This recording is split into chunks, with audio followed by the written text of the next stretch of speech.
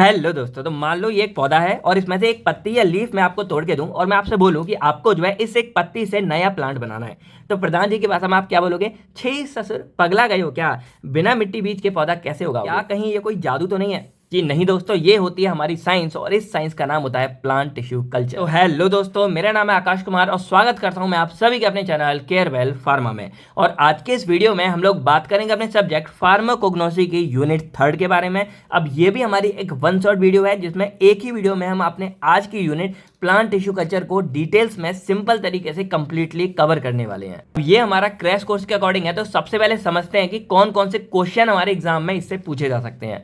तो सबसे पहले हमारा आता है right a detail note on plant tissue culture. अब देखो, प्लांट टिश्यू कल्चर के ऊपर तो क्वेश्चन आता ही है क्योंकि भाई पूरी यूनिट है। अब इसमें क्या क्या बातें पूछी जा सकती हैं? सबसे पहले आ सकता है कि भाई इसके एप्लीकेशन आपको डिटेल में लिखने हैं कि फार्माकोग्नोसी में एक्चुअल में प्लांट टिश्यू कल्चर क्या काम आता है। अब देखो, एप्लीकेशन तो हम तब समझेंगे ना जब हमें पता होगा कि प्लांट टिश्यू कल्चर क्या है, तो इसीलिए इस टॉपिक को हम एंड में कवर करेंगे। फिर हमारे पास आता है what are various steps of plant tissue culture. तो एक ही हमारी टेक्निक होती है और उस टेक्निक को करने के लिए हमें कौन कौन से स्टेप फॉलो करने पड़ते हैं वो हम यहाँ पे बात करेंगे। और इसके अलावा ये हमारा जो फार्मास्यूटिकल रिक्वायरमेंट है और ग्रोथ है उसमें कैसे यूजफुल है। अब देखो, अगर ये क्वेश्चन आता है तो एक तरह से मान लो कि ये जो पार्ट है ना, ये हमारे एप्लीकेशन के अंदर का एक पार्ट होता है, इसीलिए मैंने और में डाला है कि बस आपको इसमें एक स्टेप एक्स्ट्रा लिखनी है। देन हमारे इसमें लास्ट क्वेश्चन बनता है explain the method of preparation and application of edible vaccine. तो एडिबल वैक्सीन के ऊपर भी हमारा जो है एक दो बार डिटेल में क्वेश्चन आया है, तो इसको भी हम यहाँ डिटेल्स में ही बात करेंगे। बाकी ये कुछ क्वेश्चन हमारे 2 मार्क्स के अकॉर्डिंग है, तो जब 2 मार्क्स वाली वीडियो आपको मिलेगी तो उसके अंदर आपको ये क्वेश्चन देखने को मिल जाएंगे। तो अब हम बात करते हैं अपने पहले question, define plant tissue culture and note on historical development of PTC यानी कि प्लांट टिश्यू कल्चर। तो सबसे पहले तो हम ये जानेंगे कि हमारा जो प्लांट टिश्यू कल्चर है ना, एक्चुअल में होता क्या है हमारा ये। तो अगर बिल्कुल सिंपल तरीके से समझा जाए तो जैसे स्टार्टिंग में मैंने आपको बताया था कि मान लो ये हमारा कोई भी एक प्लांट है। अब इस प्लांट का हम कोई भी एक पार्ट ले सकते हैं, चाहे हम उसकी लीव ले लें, चाहे कोई स्टेम तोड़ के ले लें, चाहे रूट का कोई पार्ट ले लें, चाहे इसका फ्लावर हो तो फ्लावर ले लें। तो अगर हम इस प्लांट का कोई भी एक छोटा सा पार्ट लेते हैं तो हम उस प्लांट से एक नया प्लांट बना सकते हैं। तो ये होता है एक्चुअल में प्लांट टिश्यू कल्चर, किसके बिना? बिना सीड्स के, बिना सॉइल के। यानी कि सिंपल बोला जाए तो प्लांट टिश्यू कल्चर एक हमारी ऐसी टेक्निक है जिसके अंदर हम किसी भी प्लांट का एक छोटा सा पार्ट लेते हैं, लीफ ले ली, और इस लीफ को हम एक लेबोरेटरी के अंदर यानी कि हम एक आर्टिफिशियल एनवायरनमेंट में, यानी कि जो नेचुरल होता है सॉइल मिट्टी, उसमें ना करके एक आर्टिफिशियल एनवायरनमेंट में एक लेबोरेटरी के अंदर हम उसको कुछ इस तरह से न्यूट्रिएंट प्रोवाइड करते हैं कि वो एक नया प्लांट बनकर तैयार हो जाता है। और यही टेक्निक हमारी कहलाती है प्लांट टिश्यू कल्चर। बाकी ये प्रोसेस कैसे हो रही है और धीरे धीरे वीडियो में आगे आपको हर एक डाउट क्लियर होता रहेगा, तो बस थोड़ा पेशेंस बना के वीडियो को पूरा देखते रहिए। तो अगर हम सिंपली इसको डिफाइन करें तो it is the in vitro. अब देखो, इन विवो होता तो मतलब बॉडी के अंदर की बात होती है, इन विट्रो मतलब बॉडी के बाहर। अब बॉडी के बाहर क्या है, तो जो हमारा प्लांट है उसका नेचुरल एनवायरनमेंट एक्चुअल में क्या होता है, हमारी मिट्टी होती है और हमारी मतलब मिट्टी हो गई, सीड्स हो गए और ये पूरा एनवायरनमेंट हो गया, ठीक है। लेकिन यहाँ पे क्या है, इन विट्रो है एक तरह से। तो ये जो नेचुरल एनवायरनमेंट है इसके बाहर से हम लेबोरेटरी के अंदर कराते हैं, तो वो प्लांट के लिए इन विट्रो हो गया। हमारे लिए तो भाई लैब के अंदर है, लेकिन प्लांट के लिए यही कंडीशन हमारी इन विट्रो कहलाएगी। अब ये हमारे किसी ग्लास के अंदर, कोई कांच का जार वजह से, या फिर हम किसी लेबोरेटरी के अंदर करते हैं। अब करते क्या एक्चुअल में, तो it is the in vitro cultivation of plant, यानी कि एक तरह से हम अपने प्लांट की खेती कर रहे हैं या प्लांट को उगा रहे हैं बाय इट्स पार्ट, जैसे उसके पार्ट के द्वारा, लाइक सेल हो गया उसका, या हमने कोई टिश्यू ले लिया या कुछ उसका ऑर्गन ले लिया, जैसे हमने लीव ले ली, पत्ती ले ली, तना ले लिया, जड़ें ले ली। तो ऐसे हम कोई भी पार्ट लेके अपने उससे एक नया प्लांट बना लेते हैं, यही हमारा प्लांट टिश्यू कल्चर कहलाता है। अब बनाते कैसे, तो न्यूट्रिएंट मीडियम के अंदर, स्टेराइल कंडीशन में। अब अगर आपको थोड़ी बहुत भी डेफिनेशन समझ नहीं आई होगी तो आगे हम नेक्स्ट बात करने वाले हैं कि भाई प्लांट टिश्यू कल्चर हम करते कैसे, इसके स्टेप वगैरह, तब आपको ये सारा कुछ क्लियर हो जाएगा। बाकी सिंपल अगर और इंट्रो देखा जाए तो ये जो हमारा मेथड है ये हेल्प करता है हमारे नए प्लांट को ग्रो करने के लिए, और लेबोरेटरी के अंदर बिना बीज के हम जो अपने प्लांटों को उगा सकते हैं। अब ये क्यों इस्तेमाल किया जाता है, तो मेनली अगर हमें कोई आइडेंटिकल प्लांट बनाना हो, अब जैसे हम चाहते हैं कि ये हमारा प्लांट है और हमारे पास बीज वगैरह मिलेगा, हम चाहते हैं इसी के जैसा एक और प्लांट बन जाए और थोड़ा जल्दी बन जाए और मतलब असेप्टिक कंडीशन में बने, जो एकदम प्योर फॉर्म में हो। तो हम क्या करेंगे, इसी के जैसे एक आइडेंटिकल प्लांट बना सकते हैं इसकी लीफ के द्वारा या इसके टन, यानी कि कोई भी इसके पार्ट के द्वारा। इसके अलावा क्या है, जैसे मान लो ये हमारा वो प्लांट है जो रेयर है, यानी कि बहुत ही कॉमन, मतलब बहुत कम पाया जाता है। इसके अलावा ये एंडेंजर्ड है। देखो, एंडेंजर्ड जहां भी वर्ड लिख जाए ना, इसका मतलब है कि ये वो प्रजाति है जो हमारी धीरे धीरे लुप्त हो रही है, यानी कि खत्म होती जा रही है। तो जो ऐसे हमारे प्लांट है जो खत्म होते जा रहे हैं, ये बहुत ही रेयरली पाए जाते हैं, बहुत कम पाए जाते हैं, उनकी खेती हम यहाँ पे लेबोरेटरी के अंदर कर सकते हैं, क्योंकि अब वो नेचुरल तरीके तरीके से हमारे नहीं हो पा रहे हैं क्योंकि वो विलुप्त होने वाले हैं, तो उनका कोई भी पार्ट हम अंश लेके और उनकी खेती करके लेबोरेटरी के अंदर ढेर सारे ऐसे प्लांट हम बना सकते हैं, तो हम उसकी पूरी की पूरी प्रजाति को बचा सकते हैं। तो इसमें हमारे ये हेल्प करता है। इसके अलावा जो हमारे इंपॉर्टेंट प्लांट बेस्ड मेडिसिन है, यानी कि ऐसे प्लांट है जिनसे हम दवाइयाँ वगैरह बनाते हैं, तो भाई जंगलों में इधर उधर उगेंगे तो भाई हमें नुकसान है और नहीं मिल पाएंगे टाइम से, तो हम उनके ऐसे लेके और उनको टिश्यू कल्चर के थ्रू हम अपनी लेबोरेटरी में उगा सकते हैं, जिससे जब भी हमें उससे मेडिसिन बनाने के लिए जरूरत पड़े हम उसका यहाँ पे इस्तेमाल कर सकते हैं। तो ये हमारे मेनली 3 फायदे हैं जिसकी वजह से हम यहाँ पे प्लांट टिश्यू कल्चर करते हैं। अब अगर इसके थोड़े इंपॉर्टेंस के बारे में बात की जाए, एडवांटेजेस के बारे में, तो इससे हमारे जो डिजायर्ड मेडिसिनल प्लांट है, यानी कि जो हमको चाहिए हम उसको प्रोड्यूस कर सकते हैं। इसके अलावा जैसे हमारे जो प्लांट है उसमें हम जेनेटिक चेंज कर सकते हैं। अब ये वाला फंड आपको एडिबल वैक्सीन यानी कि लास्ट पार्ट में समझ आएगा तो हम तब देखेंगे। इसके अलावा क्या है कि जैसे आइडेंटिकल प्लांट हम 1000 ऑफ, यानी कि हम यहाँ से क्या है एक प्लांट के पार्ट से हमने एक बनाया, देन उसके पार्ट से और बना, और इस तरह करते करते हम एक पार्ट से बहुत सारे प्लांट बना सकते हैं। अब ये आपने रोबोट मूवी में देखा होगा कि एक रोबोट ने अपने जैसे 2 बनाए, उन्होंने अपने जैसे 2 बनाए, और ऐसे कर करके रोबोट ने भाई अपनी पूरी सेना खड़ी कर दी, रजनीकांत का जो फिगर था।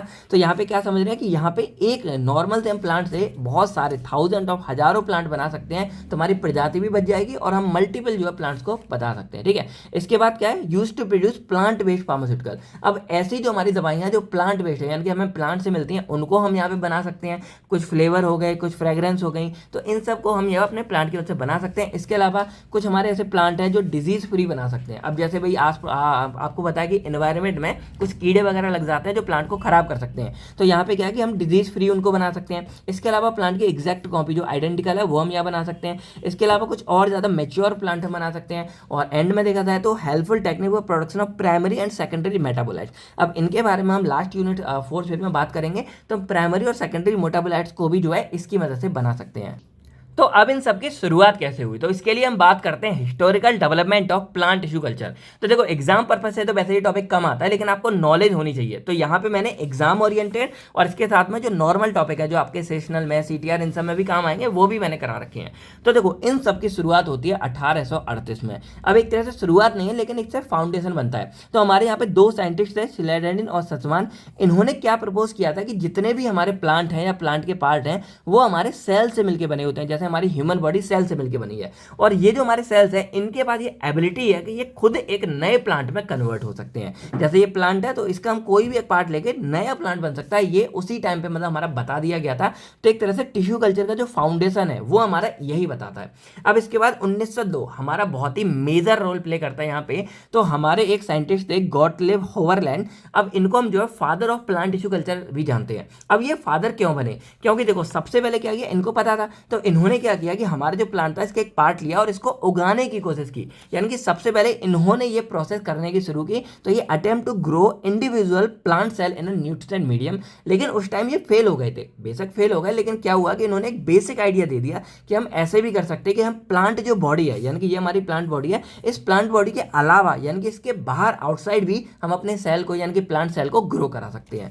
तो ये हमारा एक बेसिक आइडिया यहाँ से मिला, इसीलिए हमारे गॉटलिब होवरलैंड हमारे father of plant tissue culture कहलाते हैं। उसके बाद हमारे सन आता है 1934। अब 1934 में जो हमारे गोथरेट थे, फिर हमारे वाइट थे और फिर हमारे नॉर्कोट थे, इन्होंने पहला सब कल्चर प्लांट यहाँ पे किया इन विट्रो। और इन्होंने ये प्रूव कर दिया कि भाई हम लेबोरेटरी कंडीशन के अंदर जो है अपने प्लांट को ग्रो करा सकते हैं। तो ये काम 1934 में ही हो गया था। और उसके बाद जो हमारे गॉटलिब जी थे जो मेन फादर है, उन्होंने भी 1940 में पहला सक्सेसफुली मीजोफिल टिश्यू जो हमारी लीफ टिश्यू होती है उनको कल्चर्ड किया, यानी कि उनको अलग से लेबोरेटरी में डेवलप किया।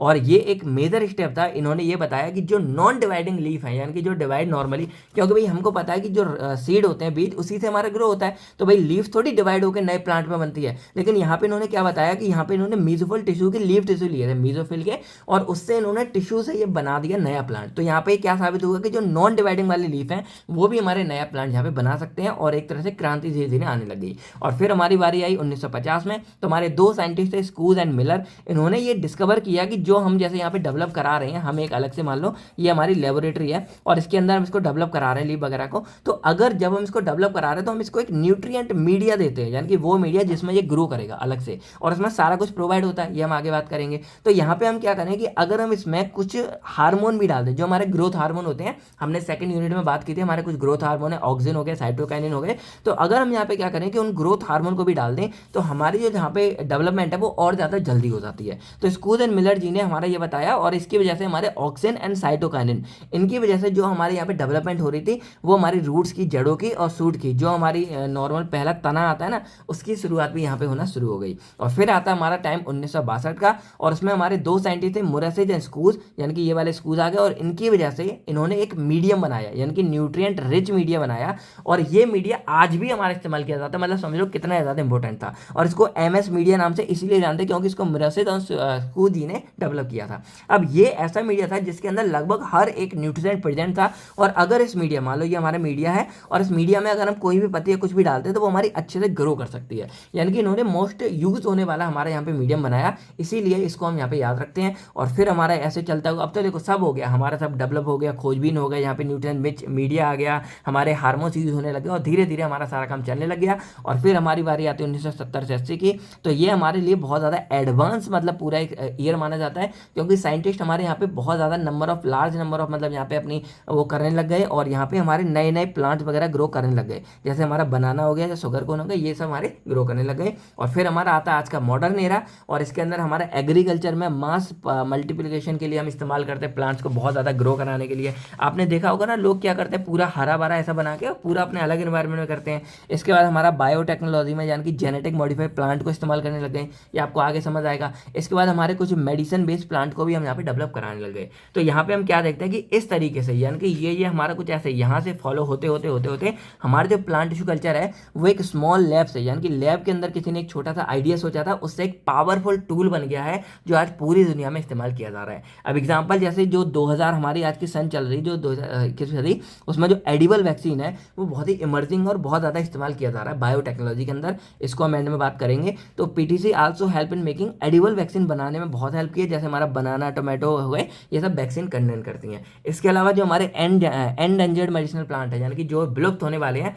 उनको कंजर्व करने में भी हमारी इसने बहुत ज़्यादा हेल्प की है। तो ये हमारा था कि इस तरह हमारा जो पूरा का पूरा प्लांट टिश्यू कल्चर है वो डेवलप हुआ था। बाकी जब इन्होंने, जो गॉटलिब हॉवर्लैंड जी थे, इन्होंने जब प्लांट टिश्यू कल्चर का एक बेसिक आइडिया दिया था ना, तो उसको हम यहाँ पे टोटीपोटेंसी नाम से जानते हैं। तो टोटीपोटेंसी एक्चुअल में क्या होती है कि it is the ability of a plant cell to develop into a whole plant. यानी कि सिंपल मान लो कि मैंने इस प्लांट की एक लीफ ले ली, तो ये इस लीफ से एक हमारा इस तरह का नया प्लांट बन सकता है, और इस एबिलिटी को, काबिलियत को ही हम जो है टोटीपोटेंसी नाम से जानते हैं। तो अगर कभी इसकी डेफिनेशन 2 नंबर में आ जाए, आप इसको बना के लिख सकते हो। बाकी एक बेसिक रफ डायग्राम मैंने प्लांट टिश्यू कल्चर का बना रखा है कि मान लो ये हमारा एक प्लांट पेरेंट सेल है, और ये हमारा पूरा है, और हमने क्या किया, इसकी एक पत्ती ली और इसको हमने यहाँ पे न्यूट्रिएंट मीडिया में रख दिया। देन इसको हमने लेबोरेटरी के अंदर कर रहे हैं। जो हमारा पार्ट इस प्लांट से अलग हो जाता है, जिसको हम आगे डेवलप करने के लिए यूज कर रहे हैं ना, उसको हम यहाँ पे एक्स प्लांट बोलते हैं। तो ये टर्म भी याद रखना। देन ये पूरा डेवलप हो जाता है, तो डेवलप होने के बाद में हम इसको ग्रीन हाउस में रखते हैं। सारा प्रोसेस हम आगे जानेंगे, और आगे जाके ये हमारा एक नया प्लांट बन जाता है। तो समझ रहे हो कि कैसे हमने एक नए प्लांट के छोटा सा पार्ट, पत्ती लिया,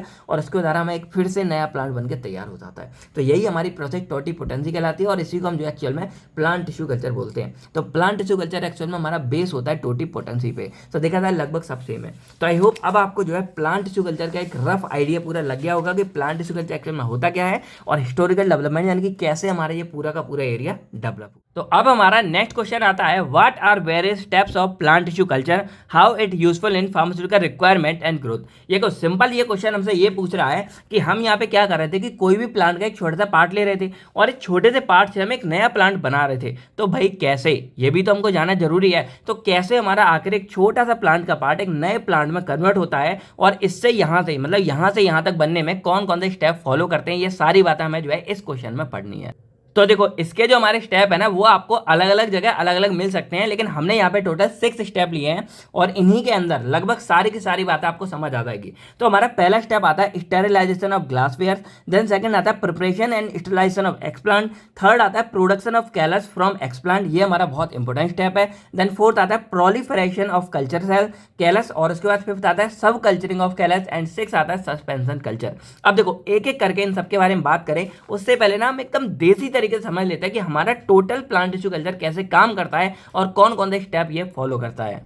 तो देखो, सबसे पहले हमको डिसाइड करना होता है कि हमें किस प्लांट का आइडेंटिकल कॉपी या किस प्लांट से हमें जो है नया प्लांट बनाना है। तो उस वाले प्लांट को हम यहाँ बोल देते हैं पेरेंट्स प्लांट, यानी कि पेरेंट प्लांट हमारा वो प्लांट हो गया जिसके अंदर से हम जो है उसका एक छोटा सा पार्ट लेने वाले हैं। अब ये हो गया पेरेंट प्लांट। अब इसके बाद हम क्या करेंगे, यहाँ पे बहुत सारे पार्ट है, चाहे हम उसका रूट ले लें, चाहे स्टेम ले लें, चाहे फ्लावर ले लें कोई सा, चाहे हम इसकी लीव ले लेते हैं। तो हमने यहाँ पे एक पत्ती ले ली, लीव, ठीक है। अब जब हम इसका एक कोई पार्ट ले लेते हैं ना, तो उसको हम यहाँ पे एक्स प्लांट बोलते हैं। अब एक्स का मतलब आप लोग जानते हो, जिसको आप लोग छोड़ देते हो या जो आपको छोड़ देता है, आप किसी के एक्स हो या आपका कोई एक्स है। तो यहाँ पे क्या है कि ये जो पत्ती है ना, इसको हमारे इस प्लांट ने छोड़ दिया है, तो ये पत्ती हमारी क्या कहलाएगी, एक्स प्लांट कहलाएगी। यानी कि ये हमारे प्लांट का पहले पार्ट था लेकिन अभी पार्ट नहीं है, तो ये हमारा एक्स प्लांट कहलाता है, ठीक है। यानी कि यहाँ से भी कुछ हमारे कंसेप्ट उठा लिए जाते हैं। अब जब हम इस पूरे प्लांट टिश्यू कल्चर को परफॉर्म करेंगे तो उसके लिए हमें कुछ ग्लास वेयर की रिक्वायरमेंट है, कुछ हमें इक्विपमेंट लगेंगे। तो उसके लिए हम यहाँ पे जितने भी ग्लास वेयर हैं उन सबको ले लेते हैं। मैंने सिर्फ एक टेस्ट ट्यूब बना दी है। अब इसके बाद जितने भी हमारे ग्लास वेयर हैं और जो हमारा एक्स प्लांट है, इसको हम यहाँ पे स्टरलाइज करते हैं।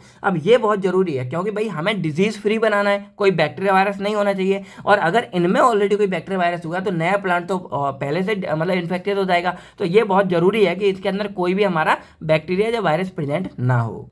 तो पहला काम हमारा हो गया कि भाई हमने पेरेंट्स प्लांट से एक्स प्लांट ले लिया और इधर हमने ग्लास भी ले लिया और दोनों को स्टरलाइज कर लिया।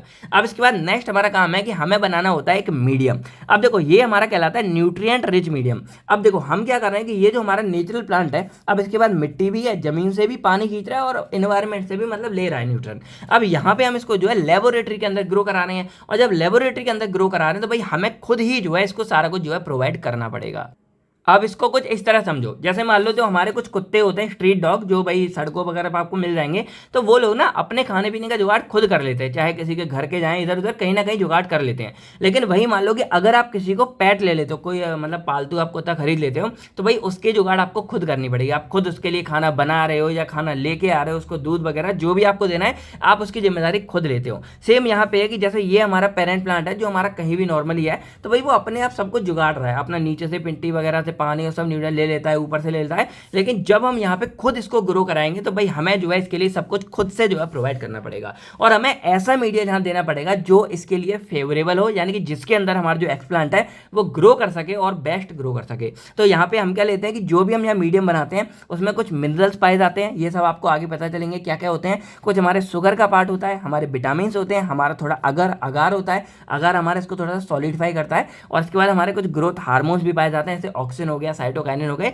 तो इस तरह हम अपने न्यूट्रिएंट रिच मीडिया को यहाँ पे तैयार करते हैं। तो हमारा एक्सप्लांट तैयार हो गया, ये हो गया, न्यूट्रिएंट रिच मीडिया बन गया। अब हमें काम करना होता है अपनी लेबोरेटरी के अंदर। अब देखो यहाँ से हमने बैक्टीरिया वायरस हटा दिए हैं, तो हम ये चाहेंगे कि ये बैक्टीरिया वायरस दोबारा हमारे ना लगे, तो इसलिए हम काम करते हैं लेमिनार एयर फ्लो के अंदर। अब लेमिनार एयर फ्लो हमारा एक वो इक्विपमेंट टाइप है जिसके अंदर कोई भी बैक्टीरिया वायरस नहीं होता और हम बैक्टीरिया फ्री काम करते हैं। अब इसमें हम क्या करेंगे कि जो हमारा एक्सप्लांट है उसको हम यहाँ पे अपने न्यूट्रिएंट रिच मीडिया के अंदर डाल देते हैं। सिंपल इतना काम है। तो यहाँ पे क्या है कि ये हमारे एक्सप्लांट है, इसको हमने यहाँ न्यूट्रिएंट रिच मीडिया के अंदर डाल दिया। अब ये मान लो हमने ट्यूब में ले लिया, कुछ इसको पैट्री प्लेट्स में इस तरह भी ले सकते हैं, हमने यहाँ पे ट्यूब में ले लिया। अब जब यहाँ पे इसको इनक्यूबेटर यानी कि यहाँ पे डाल दे, इसको हम इनऑक्यूलेशन बोलेंगे, यहाँ पे हमने इसको डाल दिया। इसके बाद हम इसको इनक्यूबेटर में रख देते हैं। अब इनक्यूबेटर हमारे क्या होता है एक्चुअल में कि हमें जैसे कुछ भी चीज़ उगानी है, कुछ भी चीज़ कल्चर करनी है, तो उसके लिए हम एक सूटेबल कंडीशन प्रोवाइड करते हैं। तो इनक्यूबेटर हमारी उसमें हेल्प करता है कि हमें कैसी भी कंडीशन देनी है वो हम इसमें दे सकते हैं। तो यहाँ पे क्या किया हमने, ये कल्चर लिया और कल्चर को यहाँ पे रख दिया। अब इनिशियली तो हमारा जो ये एक्सप्लांट है वो ऐसा है, लेकिन धीरे धीरे हम क्या करेंगे, इसको लगभग 25 से 28 डिग्री सेल्सियस तक रखते हैं इनक्यूबेटर में। और हम क्या करेंगे, लाइट प्लस डार्क, यानी कि मान लो 16 घंटे हम इसको रोशनी दे रहे हैं जो हम नेचर में हमारा मिलता है लगभग, और 8 घंटे के करीब हमें अंधेरा मिलता है। तो वो हम यानी कि जैसा नेचुरल मिलता है ना वैसा हम कुछ इसको प्रोवाइड करने का कोशिश करते हैं। और धीरे धीरे क्या होगा कि लगभग कुछ टाइम बाद, आफ्टर सम डेज, हमारा जो ये एक्सप्लांट है ये हमारा कैलस में कन्वर्ट हो जाता है। अब ये कैलस को समझना बहुत जरूरी है। अब कैलस एक्चुअल में क्या होता है, तो जैसे मैं सिंपल आपको बताऊं, तो आपने एक चीज नोटिस की होगी, जैसे जब आप कभी होटल वगैरह में खाना खाने जाते हो तो भाई आप कुछ भी ऑर्डर करो, यानी कि मान लो आपने मटर पनीर ऑर्डर किया या आपने कोई और सब्जी ऑर्डर की, चिली पनीर ऑर्डर किया, कुछ भी ऑर्डर करोगे ना, सिंपल क्या होगा, आपको 10 से 15 मिनट में वो बना के दे देते हैं। लेकिन सोचने की बात है कि जब आप लोग घर पे बनाते हो वही सेम चीज, तो आपको भाई 1 घंटा 1.5 घंटा तक लग जाता है टोटल खाना करने में, लेकिन वहां पे 10 से 15 मिनट में कैसे हो जाता है। तो इसके पीछे रीजन क्या होता है कि वो लोग जो प्योरीज होती है, यानी कि जो आपका पूरा का पूरा ग्रेवी है ना, उसको ऑलरेडी बना के रखते हैं। अब वो ग्रेवी ना मास्टर ग्रेवी बनाते हैं। अब मास्टर ग्रेवी का मतलब क्या है, आपको उसमें चाहे पनीर की सब्जी बनानी है वो बना देंगे, आपको अंडे की बनानी है वो बना देंगे, आपको आलू की बनानी है वो बना देंगे, यानी कि एक ग्रेवी बनाते हैं और उसी से सारा का सारा काम बन के तैयार कर देते हैं। तो कैलस जो हमारा है ना वो हमारा कुछ इसी तरह का होता है कि जैसे हमारी ये लीव्स मान लो आपको दिख रही होगी, तो ये लीव्स हमारी कुछ इस तरह के कैलस में कन्वर्ट हो जाती है, और कैलस हमारे एक अनडिफरेंशिएटेड सेल होता है। इसका मतलब क्या है, अब ये जो कैलस है ना, ये हमारा प्लांट का कोई भी पार्ट बन सकता है। यानी कि सिंपल जैसे प्लांट का हमारी कोई लीव बननी हो बन जाएगा, हमारा स्टेम बनना हो बन जाएगा, हमारी रूट बननी हो बन जाएगा। यानी कि सिंपल सी बात है कि अब देखो जो हमारी पत्ती है, लीफ है, अब इस लीफ से तो हमारा प्लांट बनेगा नहीं, तो ये लीफ हमारी क्या हो रही है, कैलस में कन्वर्ट हो गई है। अब जो कैलस है ना, ये हमारे कुछ छोटे छोटे सेल्स बन गए हैं, और ये सेल्स इस लायक हैं कि अब ये सेल्स क्या कर सकते हैं, नए प्लांट में कन्वर्ट हो सकते हैं। इसीलिए हमारा कैलस बनना बहुत जरूरी है, और कैलस हमारे लिए इतना ज्यादा इंपॉर्टेंट यहाँ पे हो जाता है। या इसको इस तरह भी समझ सकते हो, जैसे इंसानों का जन्म हमारा जो जायगोट पूरा बन जाता है ना, सेल स्पर्म और ओवम मिलकर जायगोट बनाते हैं, वैसे डेवलप होता है। उसी तरह का ये कैलस हमारा एक पूरा सेल बन जाता है, और अब ये कैलस जो है ना, वो एक्चुअल में हमारा किसी भी नए प्लांट में कन्वर्ट होता है। अब इसको कन्वर्ट होने के लिए कुछ और प्रोसेस से गुजरना होता है, लेकिन कैलस आप लोग आई होप समझ गए होंगे। अब यहाँ पे क्या है, जब हमारा कैलस फॉर्म हो जाता है, देन कैलस की करते हैं हम यहाँ पे प्रोलिफरेशन। अब प्रोलिफरेशन में क्या है कि इस कैलस को हम और लायक बनाते हैं कि भाई अब ये हमारा अच्छे से ग्रो कर सके। यानी कि सिंपल प्रोलिफरेशन में क्या हो रहा है कि हम इसको कुछ और कल्चर मीडिया प्रोवाइड करते जा रहे हैं, कुछ विटामिन प्रोवाइड कर रहे हैं, कुछ हार्मोन प्रोवाइड कर रहे हैं, और इसको इस लायक बना रहे हैं कि अब ये हमारा ग्रो करता रहे। और इसी टाइम पे हम यहाँ पे सब कल्चरिंग भी करते रहते हैं। इसका मतलब क्या है कि हम जो न्यूट्रिएंट रिच मीडिया है, अब देखो कैलस हमारा इसको यूज कर लेता है, अब यूज कर लेता है तो अब ये हमारा बाकी खराब ना हो, इसलिए हम इसमें नया नया कल्चर मीडिया डालते रहते हैं। अब जैसे यहाँ कितना सारा बना था, तो पहले हमने इसमें डाला, फिर हमने इसमें डाला, और जब ये वाला हमारा कुछ टाइम बाद हम क्या करेंगे, हफ्ते दो हफ्ते में हम नया कल्चर मीडिया डाल देंगे, फिर हफ्ते दो हफ्ते में हम नया कल्चर मीडिया डाल देंगे। तो इस तरह जो हमारा बीच का मीडिया है ना, उसको हम चेंज करते रहते हैं, और ऐसे करते करते हमारा एंड में सस्पेंशन कल्चर बन जाता है। और सस्पेंशन कल्चर में एक्चुअल में क्या होता है कि अब जो हमारे ये कैलस के सेल्स है ना, ये हमारे इक्वली डिस्ट्रीब्यूट होते हैं, और अब ये धीरे धीरे फाइनली क्या होंगे, हमारे इस तरह से पहले रूट और शूट में कन्वर्ट होना शुरू हो जाएंगे। यानी कि देखो रूट क्या होता है कि हमारी इस तरह की छोटी छोटी जड़ें निकलती हैं, और शूट क्या होता है एक्चुअल में कि हमारी हल्की सी ऊपर की तनी बनना शुरू हो जाती है। यानी कि पहले स्टार्टिंग में हमारा इतना पार्ट जो है प्लांट का बनना शुरू हो जाता है, और धीरे धीरे क्या होता है कि अब जब ये हो जाता है ना, देन इसको हम यहाँ पे ग्रीन हाउस में ट्रांसफर करते हैं। अब देखो यहाँ पे क्या होता है कि जैसे इसको हमने एक लेबोरेटरी के अंदर बनाया, यानी कि हमारा प्लांट तो बन गया, हमने लेबोरेटरी के अंदर बनाया, तो अगर हम इसको डायरेक्टली एक्सटर्नल एनवायरनमेंट में डाल देंगे जो हमारा बाहर का है, तो हो सकता है कि ये सर्वाइव ना कर पाए। क्योंकि भाई इसको आदत कैसी है, इसको आदत हमारी लेबोरेटरी अंदर की है, जहां पे उसको सब कुछ वही हाथों में दिया गया है। तो इसलिए पहले उसको क्या हम ग्रीन हाउस में डालते हैं। अब ग्रीन हाउस आपने देखा होगा, हमारी मिट्टी होती है, सॉइल में पूरा लगा होता है, लेकिन पूरा ऐसे ग्रीन कपड़ा पूरा बंद होता है ग्रीन कपड़े से, तो वहां पे छन छन के और लिमिटेड चीजें उसको मिलती हैं, तो उसमें वो हमारा प्लांट है वो अच्छे से ग्रो कर सके, और धीरे धीरे उस लायक बन जाए कि वो एक्सटर्नल एनवायरनमेंट को कर सके।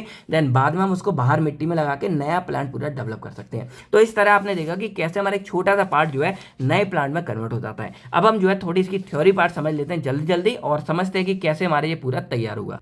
तो अब अगर थ्योरी पे बात करें तो आपका रिवीजन भी हो जाएगा। सबसे पहले हमें करना होता है स्टेरिलाइजेशन ऑफ ग्लासवेयर और हमारे ये एक्सप्लांट वगैरह। तो जितने भी हमारे ग्लासवेयर है, सबसे पहले उसको हम क्या करेंगे, उसको मतलब पूरा हम वॉश करेंगे, वॉश करने के बाद उसको स्टेरिलाइज करते हैं। अब जितने भी हमारे ग्लासवेयर है उनको हम क्या करेंगे, सोडियम डाइक्रोमेट या फिर सल्फ्यूरिक एसिड सॉल्यूशन में पूरी रात के लिए डिप करके रख देते हैं, और रखने के बाद हम उसको जो है फ्रेश वाटर से धो लेते हैं, और देन उसके बाद हम उसको डिस्टिल वाटर से धो लेते हैं। तो इस तरह हमारा क्या है, ये पूरा अच्छे से स्टेरिलाइज हो जाता है। कुछ केस में हमने ये भी देखा है कि अगर हमारे कुछ मतलब जो ग्लासवेयर वगैरह हैं उनको हम यहाँ पे हॉट एयर ओवन या फिर हमारे जो मतलब सिंपल ऑटोक्लेव वगैरह आते हैं ना, उनमें भी हम उनको स्टेलाइज कर सकते हैं। तो ये सब आपने माइक्रो में पढ़ा था। बस ओवरऑल मुद्दा ये है कि हमें यहाँ पे जो है स्टेलाइजेशन करना है। अगर हम हॉट एयर ओवन में करते हैं तो हमें 120 डिग्री सेल्सियस पे आधा से 1 घंटे के लिए रखना है। तो ये हमारा हो गया कि कैसे आप करते हो। देन दूसरा आता है preparation and sterilization of explant. अब हमें जो है इसके एक्सप्लांट चाहिए। अब एक्सप्लांट मैंने आपको बता दिया कि प्लांट का हमारा वो पार्ट है जो प्लांट से अलग हो चुका है, और यही पार्ट जो अब हमारा आगे जाके नया प्लांट बनने वाला है। तो it is an any part of plant which we taken to produce a new plant, such as हमारा उसका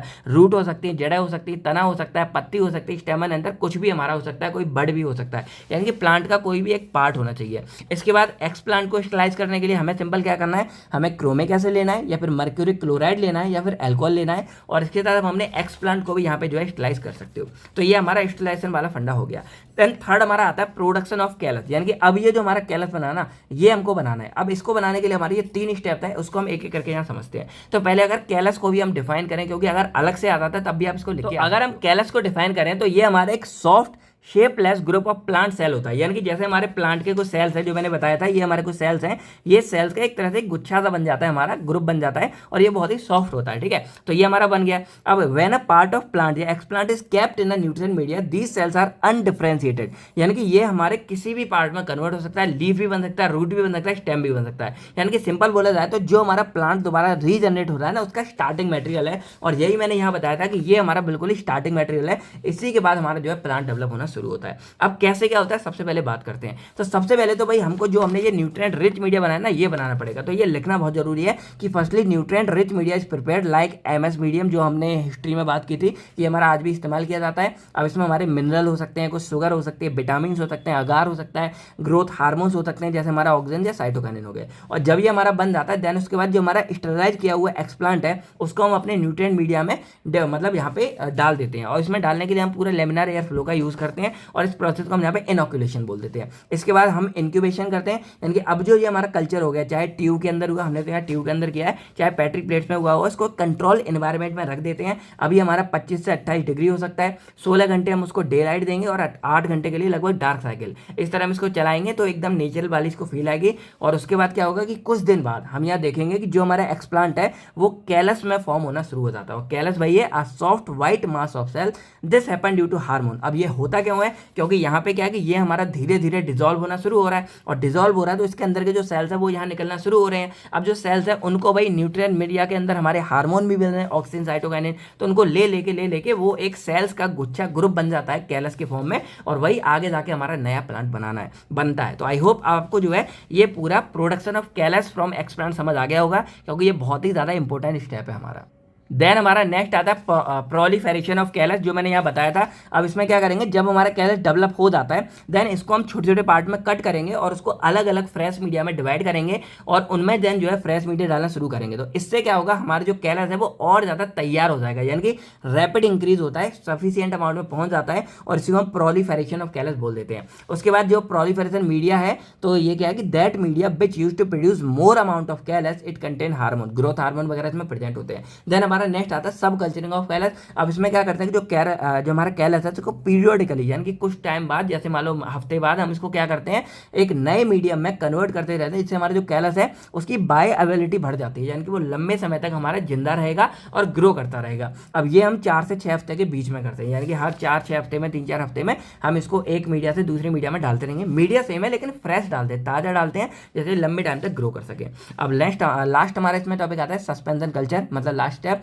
कि इसमें क्या है कि it contain a uniform suspension of separate cells in liquid media. अब जो हमारे यहाँ पे हो गया, इसको हम एक ऐसे मीडिया में डालते हैं जहाँ पे जो हमारे सेल्स है वो एकदम सेपरेट रहेंगे, ऐसा गुच्छा नहीं रहेगा, थोड़ा सा सेपरेट रहेगा, जिससे वो हमारे ग्रो कर सके। अब जैसे हमने क्या देखा था कि जो हमारा ये था कैलस था ना, ये एक अनडिफरेंशिएट फॉर्म है, यानी कि ये हमारे बॉडी जो प्लांट है उसका कोई भी पार्ट रूप ले सकता है। तो अब यहाँ पे हमारे जब सेल्स का धीरे धीरे ग्रुप है, तो इसमें कुछ पार्ट हमारा रूट बन रहा है, कुछ पार्ट हमारा स्टेम बन रहा है, और यही कुछ हमारा आगे जाके रूट बन रहा है, सॉरी हमारी लीफ बन रहा है, पत्ती बन रहा है। तो इसीलिए हमारा जो कैलस है वो इस लायक होता है कि वो एक ही कैलस हमारा सेल है, वो किसी भी पार्ट में बन सकता है। यही हमारा यहाँ पे हो रहा है कि सस्पेंशन कल्चर में हम इस तरह यहाँ डालते हैं कि जो हमारे सेल्स हैं, कैलस है, वो थोड़ा डिस्ट्रीब्यूट रहता है। अब यहाँ पे क्या है, देखो, आफ्टर सब culturing of callus grow and form into a plant, और उसके बाद ये हमारा नए प्लांट में कन्वर्ट हो जाता है। उसके बाद हम इसमें रूटिंग एंड हार्डनिंग वगैरह करते हैं। अब मैंने रूटिंग हार्डनिंग आपको बता दिया, और इसमें प्लांट रिलेटेड वर्ड जहाँ भी आपको दिखे, इसका मतलब क्या होता है, जो हमारे ये इनिशियल प्लांट है, यानी कि आप देखो बन तो गया है ना, ये जैसे जो नवजात शिशु होता है ना, छोटा सा बच्चा, उसको हम बेबी बोल देते हैं मोस्टली, उसी तरह हमारा जो सबसे छोटा वाला पार्ट होता है उसको हम यहाँ पे प्लांटलेट बोल देते हैं। तो ये हो जाता है, देन इसको हम यहाँ पे सबसे पहले ग्रीन हाउस में करेंगे, और जब वहाँ पे हो जाता है देन इसको हम जो है किसी फील्ड या मैदान में शिफ्ट करते हैं। तो इस तरह हमारा जो है पूरा का पूरा प्लांट टिश्यू कल्चर अपना काम करता है, और ऐसे हमारा एक छोटा सा प्लांट का पार्ट नए प्लांट में कन्वर्ट होता है। अब देखो इसी क्वेश्चन में हमारा एक इंक्लूड है कि how it useful in pharmaceutical requirement and growth, यानी कि जो हमारी फार्मास्यूटिकल है या फार्मेसी इंडस्ट्री है उसमें इसकी क्या जरूरत है और क्या ग्रोथ है, मतलब इसकी क्या कैसे है। ठीक है, वैसे तो आप एप्लीकेशन वाले पार्ट में इसका हो जाएगा, लेकिन अलग से कभी आता है तो उसके लिए भी हमने यहाँ लिख रखा है। तो सबसे पहले तो जब भी आया प्लांट टिश्यू कल्चर को डिफाइन कर देना, तो plant tissue culture is very useful in the field of pharmacy. वही फार्मेसी की फील्ड में और मेडिसिन की फील्ड में ये बहुत ही ज्यादा यूजफुल है। It help in making important drugs and increasing the production of medicinal plant. ये हमारे बहुत ही ज्यादा इंपॉर्टेंट ड्रग्स को और मेडिसिनल प्लांट को बनाने में हेल्प करता है। अब कहाँ कहाँ यूज हो रहा है, तो सबसे पहले हमारा आता है मेडिसिन प्रोडक्शन, यानी कि जो हमारे प्लांट बेस्ड वाले ड्रग हैं जैसे हमारा एट्रोपिन हो गया, उनको बनाने में हेल्प कर रहा है। भाई सिंपल सी बात है, हमको तो यहाँ पे प्लांट ग्रो करना है। अब ये प्लांट हम किसी का भी ले सकते हैं, भाई मेडिसिन वाले प्लांट ग्रो कर सकते हैं लेबोरेटरी के अंदर, तो हमारे और अच्छे से ग्रो कर जाएंगे। एग्जाम्पल जैसे एट्रोपा बेलाडोना है, तो ये हमें एट्रोपिन देता है और ये हमारी आई ट्रीटमेंट में हेल्प करती है। तो अगर हम एट्रोपा बेलाडोना को यहाँ पे उगा लेते हैं तो भाई हमारे लिए हेल्पफुल है। देन आता है mass production of medicine plant, यानी कि हम क्या कर सकते हैं कि हम छोटे से प्लांट के पार्ट से ढेरों, यानी कि हम बहुत ज़्यादा थाउजेंड ऑफ हम यहाँ पे मेडिसिनल प्लांट को ग्रो करा सकते हैं। तो हमारे लिए ये कितना अच्छा है कि हमें डिजीज फ्री और हम लंबे मतलब ग्रो फास्ट, बहुत ही फास्ट तरीके से हम यहाँ पे ग्रो करा सकते हैं। देन नेक्स्ट आता है सेव रेयर एंड एंडजेनिक प्लांट, या तो ये तो भाई पहले ही बता दिया कि जो हमारे रेयर है, यानी कि जो हमारे बहुत कम पाए जाते हैं, या जो ऐसे प्लांट है जो हमारे विलुप्त होते जा रहे हैं, उनको हम यहाँ पे बचा के उगा सकते हैं। देन नेक्स्ट आता है use in the production of secondary metabolite, ये भी हम आगे करेंगे कि सेकेंडरी मेटाबोलाइट्स और प्राइमरी मेटाबोलाइट बनाने में हेल्प करते हैं। इसके बाद हमारे ये इंप्रूव प्लांट जमा करते हैं जो बेटर मेडिसिन करेंगे, यानी कि अच्छी, यानी कि ये कैसी मेडिसिन होंगी जो जल्दी फास्ट ग्रो करेंगे और टफ कंडीशन में भी ग्रो कर सके, ऐसे प्लांट यहाँ बनते हैं। इसके अलावा ये हमारे एडिबल वैक्सीन की प्रोडक्शन में भी हेल्प करेंगे, जो हम एंड में बात करेंगे। और by using hormone and nutrient we can grow medicinal plant faster in lab, और हार्मोन और न्यूट्रिएंट का यूज करके हम बहुत ही जल्दी मेडिसिनल प्लांट को लेबोरेटरी के अंदर ग्रो करा सकते हैं। तो ये था हमारा पूरा का पूरा यहाँ पे क्वेश्चन कंप्लीट होता है कि हमारे प्लांट टिश्यू कल्चर के स्टेप क्या है, क्या होता है, कैसे फार्म का रिक्वायरमेंट और ग्रोथ क्या है, ये हमारे यहाँ पे कंप्लीट होता है। अब यहीं पर हमारा एक क्वेश्चन और बनता है जो एग्जाम में तो कम आता है, लेकिन भाई आपको पता होना चाहिए। तो क्वेश्चन हमारा बनता है right a note on types of plant tissue culture, यानी कि प्लांट टिश्यू कल्चर क्या होता है, कैसे होता है, ये हमने पढ़ लिया। अब बारी आती है कि कितने तरीके का होता है। तो इसको भी हम जो है बहुत मतलब सेवरल पार्ट्स में डिवाइड कर सकते हैं। तो जैसे अगर हम यहाँ देखा जाए तो लगभग हम जो है 7 से 8 पार्ट में इसको डिवाइड कर सकते हैं। अब ये डिवाइड किस बेस पे होता है, तो जो हमारा प्लांट है उसका कौन सा पार्ट हम यूज कर रहे हैं या किस पर्पज के लिए हम अपने कल्चर मीडिया को बना रहे हैं। तो यहाँ पे सबसे पहले तो हमारा वही इंपॉर्टेंट आता है, हमने पढ़ा था कैलस कल्चर, जिसका हमने स्टार्टिंग में एग्जाम्पल देखा। फिर हमारा आता है फ्लावर कल्चर, फिर आता है एंथर एंड पोलर कल्चर, फिर आता है एम्ब्रियो कल्चर, फिर आता है सीड कल्चर, फिर आता है प्रोटोप्लास्ट कल्चर, फिर आता है लीव्स कल्चर और देन लास्ट में आता है रूट कल्चर। यानी कि यहाँ सिंपल है कि हम रूट को करेंगे तो रूट कल्चर, लीव्स को करेंगे तो लीव कल्चर, स्टेम को करेंगे स्टेम कल्चर। यानी कि देख रहे हो कि हम यहाँ पे जो हमारा प्लांट है, अच्छा प्लांट बनाए कि नहीं भाई कमेंट करके बताना। और लाल रंग का शायद नहीं होता है, तो अगर हम क्या करें कि ऐसे अगर हम बनाते हैं ना एक एक पार्ट को देख के, तो हमारा कल्चर अलग अलग बनता है। अब शॉर्ट में बिल्कुल समझ लेते हैं यहाँ पे। तो पहला हमारा था कैलस कल्चर, और कैलस कल्चर के बारे में हमने क्या पढ़ा था कि हमारे एक अनडिफरेंशिएटेड मास होता है जो हमारे एक्स प्लांट के किसी पार्ट से बनता है, यानी कि हमारे लीव या किसी से बनेगा, और इसमें ये ताकत होती है कि ये हमारा आगे जाके किसी भी प्लांट में कन्वर्ट हो सकता है। और कैसे बनाते हैं, तो हमने एक लीफ ली, इसको कल्चर मीडिया में डाला, इंक्यूबेट करेंगे और यही हमारा धीरे धीरे कैलस में कन्वर्ट हो जाता है। हमने डिटेल में अभी बात ही कर ली। इंपॉर्टेंस क्या होते हैं, तो it is the source of tissue from plant generation, यानी कि प्लांट को रीजनरेट करने के लिए यही जो कैलस है वो हमारा एज अ सोर्स की तरह काम करता है। इसके अलावा several biochemical assay are perform for callus culture, यानी कि कैलस की मदद से हम जो है बहुत सारे बायोकेमिकल ऐसे या टेस्ट कर सकते हैं। For maintain the callus culture for growth it is necessary to sub culture the callus, और अगर हम चाहते हैं कि कैलस कल्चर को हम लंबे टाइम तक यूज कर सकें तो उसको भाई सब कल्चर करते रहना, जो हमने स्टार्ट अभी पहले भी किया था। इसके अलावा जो प्लांट ग्रोथ है कैल्चर कल्चर में, ये 4 फेज में होती है। पहला हमारा आता है lag phase, log phase, stationary और डेथ फेज। अब देखो ये हमारा ना सिग्मोइड फेज के में होता है, यानी कि स्टार्टिंग में क्या होता है कि हमारा जब सब कुछ गया तो ग्रोथ हमारी एकदम नहीं होती है, तो उसको हम यहाँ पे लैग फेज बोलते हैं। अब जैसे ही हमारी ग्रोथ यहाँ पे सब कुछ मिल जाता है हमारे इसको, एकदम हमारी ग्रोथ बहुत जल्दी होती है, तो ये हमारा कहलाता है लॉग फेज, यानी कि एकदम एक्सपोनेंशियल फेज, बहुत ज्यादा ग्रोथ है। और जब सब बराबर हो जाता है तो हमारा नॉर्मल जाता है, इसको हम स्टेशनरी फेज बोलते हैं। और एंड में जब सब खत्म हो जाता है हमारा न्यूट्रिएंट मीडिया, तो हमारा ये डाउन करता है। अब हम यहीं पर क्या करते हैं कि इसके खत्म होने से पहले ही हम सब कल्चर कर देते हैं, यानी कि इसको नया मीडिया दे देते हैं, और इसी चक्कर में हमारा जो कैलस है वो ग्रो करता रहता है। पर एक्चुअल में जो पूरा साइंस है वो हमारे इसी वाले ग्राफ पे चलता है। अब ये ग्राफ आपने पहले भी पढ़ा होगा। नेक्स्ट हमारा आता है फ्लावर कल्चर। अब देखो फ्लावर कल्चर नाम से समझ आ रहा है कि इसमें जो हमारा नया प्लांट बनेगा वो बनेगा हमें फ्लावर से, यानी कि यहाँ पे जो हमें कल्चर करना है वो हमें इस फ्लावर को लेना। देखो ये हमारा पूरा का पूरा फ्लावर है, कंप्लीट फ्लावर लेना है, ठीक है। अब यहाँ पे क्या है कि फ्लावर बड ले लेंगे, या हम जो बड़ा पूरा फ्लावर है वो ले लेंगे और उसको कलेक्ट कर लेंगे। देन उसको वॉश करेंगे, डिप करेंगे 5% टीपॉल सॉल्यूशन में, TEEPOL लिख लेना, और 10 मिनट के लिए। देन इसको स्टरलाइज करके रीवॉश करेंगे। उसके बाद इसको लेमिनार एयर फ्लो में हम स्टरलाइज करके और इसको ट्रांसफर कर देंगे हम अपने अपने जो न्यूट्रिएंट मीडिया है उसके अंदर में और धीरे धीरे इंक्यूबेट कर देंगे 16 घंटे के लिए 25 डिग्री सेल्सियस पे अंडर लाइट में, और देन ये हमारा कैलस में कन्वर्ट हो जाएगा जिससे हमारा नया प्लांट बनेगा। तो ये हो गया फ्लावर। देखो बाकी सब सेम है, बस क्या इतना पार्ट ही तो बदलना है कि भाई हमें फूल लेना है कि पत्ती लेनी है। देन नेक्स्ट आता है एंथर एंड पोलन। अब देखो ये एक्चुअल में क्या होते हैं कि जो हमारा फ्लावर है आपने देखा होगा तो फ्लावर के अंदर इस तरह की पतली पतली डंडी होती है और इन्हीं के ऊपर हमारे छोटे छोटे इस तरह के पोलन चिपके होते हैं, छोटे छोटे गोली टाइप होते हैं। अब आपने देखा होगा कि जब नेचुरल तरीके से यानी कि जो हमारे प्लांट होते हैं ना वो एक दूसरे को रिप्रोड्यूस करते हैं ना,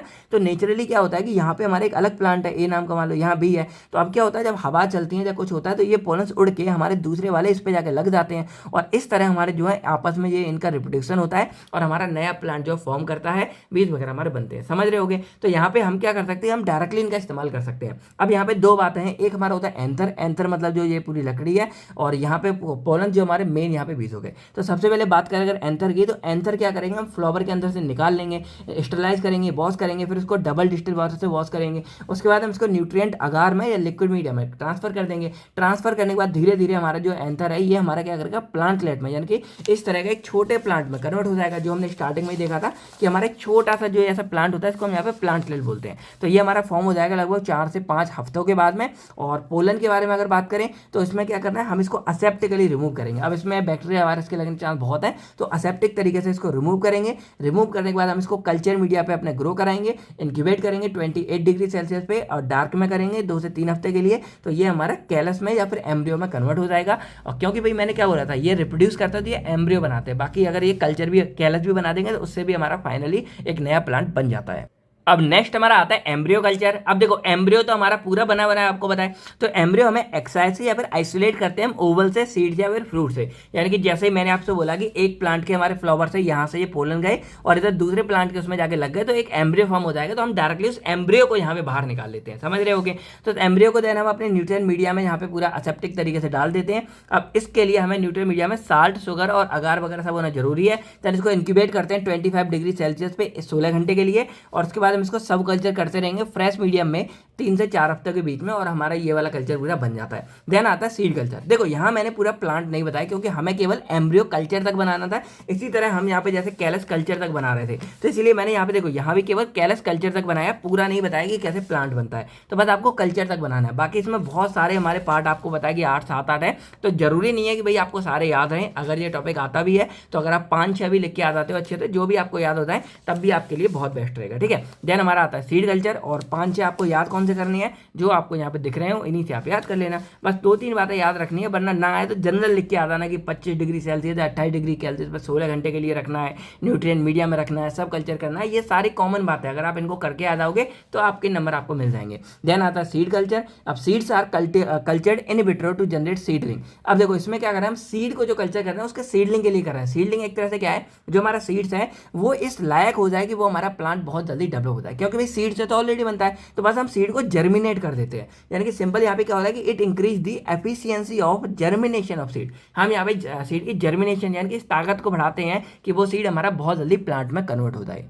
देन नेक्स्ट हमारा आता है प्रोटोप्लास्ट। अब ये हमारा थोड़ा इंपॉर्टेंट है। देखो प्रोटोप्लास्ट एक्चुअल में क्या होता है, जैसे हमारा जो प्लांट सेल है ना, उस प्लांट सेल के हम सेल वॉल को हटा दें तो वो हमारा प्रोटोप्लास्ट कहलाता है। अब इसको कैसे करते हैं, तो सबसे पहले हम क्या करेंगे यहाँ बना के कि जैसे मान लो कोई भी हमने एक्सप्लांट ले लिया, अब उसके अंदर से हम उसके सेल्स को बनाएंगे। ठीक है, अब सेल्स हमारा आ गया, मान लो हमने एक सेल ले लिया, अब इसको क्या करेंगे, इसके जो एंजाइमेटिक एक्शन के जरिए जो इसकी सेल वाल है ना उसको हम यहाँ पर रिमूव कर देते हैं। और जब सेल बार रिमूव हो जाते हैं तो उसको हम यहाँ पे प्रोटोप्लास्ट कहते हैं। और जब ये रिमूव हो जाएगी देन पेट्री प्लेट्स वगैरह में रख के हम इसको इंक्यूबेट कर देते हैं। और इंक्यूबेट क्या, पेट्री प्लेट्स में हमारा जो न्यूट्रिएंट मीडिया है ना वो भी यहाँ होगा। और जब इंक्यूबेट हो जाएगा देन इसमें जो नई सेल वाला है वो हमारे यहाँ पे जनरेट होना शुरू हो जाएगी, और यही नया पूरा सेल है ये हमारा आगे जाके कैलस बन जाएगा, और इसी कैलस से हमें जो है नया प्लांट देखने को मिलता है। यानी कि कोई ऐसा टफ नहीं, बहुत ज़्यादा सिंपल ही है। और पढ़ें तो क्या है कि हमें लीफ लेनी है, मान लो कोई भी प्लांट वगैरह की, उसको स्टरलाइज करना है, उसके बाद उसके एपिडर्मल टिश्यू को हम कट करके उसको रिमूव कर देंगे। देन उसके बाद जो उसकी सेल वॉल है उसको भी हम रिमूव कर देंगे कुछ एंजाइमेटिक मेथड से, जैसे सेलुलोज या पैक्टिनेज एंजाइम की वजह से। और उसके बाद क्या करेंगे, हमारा जो प्रोटोप्लास्ट है वो हमको मिल जाएगा, यानी कि ये हमको यहाँ पे मिल जाएगा, हमने बस यहाँ पे अभी रिमूव किया है। और जब ये मिल जाएगा देन इसको पेट्री प्लेट्स में मतलब हम यहाँ पे ट्रांसफर कर देंगे, जिसमें न्यूट्रिएंट मीडिया प्रेजेंट होगा, जो मैंने बताया कि यहाँ पे हमारा न्यूट्रिएंट मीडिया भी प्रेजेंट होगा, न्यूट्रिएंट मीडिया। और जब यहाँ मिल जाएगा देन इसको BOD इंक्यूबेटर में, यानी कि इंक्यूबेट करने के लिए हम यहाँ पे इंक्यूबेटर में रख देते हैं। उसके बाद हमारी जो वॉल है इसकी वो दोबारा से रीजनरेट होना शुरू हो जाएगी, बस इस बार जो जनरेट होगी वो हमारी मतलब अलग, यानी कि आर्टिफिशियल एनवायरनमेंट में डेवलप हो रही है, ठीक है। उसके बाद इसका सेल डिवाइड करेगा और डिवाइड करते करते हमारा जो कैलस है वो लगभग 2 से 3 हफ्ते में फॉर्म हो जाएगा। देन इस कैलस को हम सब कल्चर करते रहेंगे, जिससे जब भी हमें नया प्लांट बनाना हो हम इसे बना सके। देन उसके बाद हमारा सबसे पहले प्लांटलेट, यानी कि जो छोटा सा पार्ट था प्लांट का वो हमारा बन जाएगा, यानी कि सिंपल ये बन जाएगा, और बाद में हमारा एक नया प्लांट बन के तैयार हो जाएगा। इस तरह ये हमारे यहाँ पे प्रोटोप्लास्ट वाला काम करता है। देन इसमें तो हमारे लास्ट आते हैं लीफ कल्चर। तो लीफ में क्या करेंगे, हम अपने प्लांट से लीफ को निकाल लेंगे, स्टरलाइज करेंगे और उसको सॉलिडिफाइड मीडिया में डालेंगे। जो हमने स्टार्टिंग में देखा था वही यहाँ करना है और मेंटेन करेंगे कल्चर को, हमारा नया प्लांट डेवलप हो जाएगा। देन आखिरी आता है रूट कल्चर। तो इसमें हम रूट लेते हैं अपनी प्लांट के अंदर से, उसको स्टरलाइज करेंगे और फ्रेश मीडिया में भेज देते हैं। उसके बाद जो रूट है ना वो धीरे धीरे ग्रो करेगी और उसके बाद उसके अंदर से ढेर सारी रूट्स निकलना शुरू हो जाएंगी और उसको मेंटेन करेंगे। देन वो आगे जाके हमारा एक नया प्लांट पूरा का पूरा डेवलप हो जाता है। तो ये थे हमारे कुछ टाइप, जिसके अंदर हमने मतलब कम से कम 7-8 टाइप पढ़ लिए थे, तो आप इनको चेकआउट यहाँ पे कर सकते हो। अब इसी के अंदर हमारा एक क्वेश्चन और बनता है, कभी कभी पूछ लेते हैं what is the nutritional requirement for culture, यानी कि जो हम प्लांट टिश्यू कल्चर बना रहे हैं तो हम बार बार क्या देख रहे थे कि ये जो हमारा प्लांट टिश्यू कल्चर है इसके लिए हम यहाँ पे न्यूट्रिएंट मीडिया बना रहे थे। अब ये जो न्यूट्रिएंट मीडिया है ना, इसमें हमको एक्चुअल में क्या क्या चाहिए होता है। तो plant tissue can not make their own food, यानी कि वो अपने आप खुद फूड नहीं बनाता, हम उसको प्रोवाइड करते हैं कल्चर मीडिया के थ्रू। तो ये कल्चर मीडिया में हमें क्या क्या पहुंचाना है ये हमारे लिए जरूरी है। तो एग्जाम्पल के लिए हम MS मीडियम लिख सकते हो। तो यहाँ पे हमें मेनली जो है 7 बातों का ध्यान रखना है। सबसे पहले आते हैं मैक्रोन्यूट्रिएंट, फिर आते हैं माइक्रोन्यूट्रिएंट, फिर आते हैं कार्बन सोर्स, फिर आते हैं विटामिन, फिर आते हैं प्लांट ग्रोथ हार्मोन्स या रेगुलेटर, फिर आते हैं सॉलिडिफाइंग एजेंट और देन हमारा आता है वाटर।